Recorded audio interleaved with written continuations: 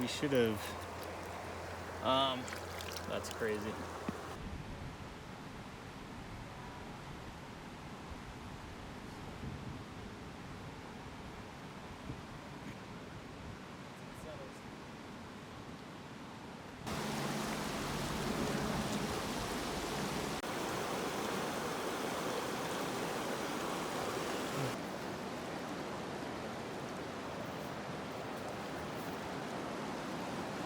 Fish.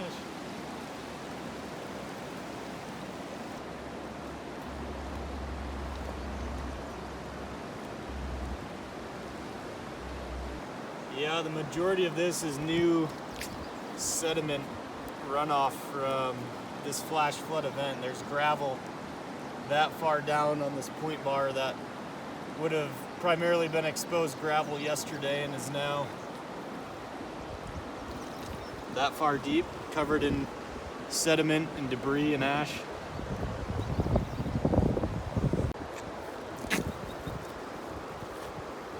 And there's gravel right there.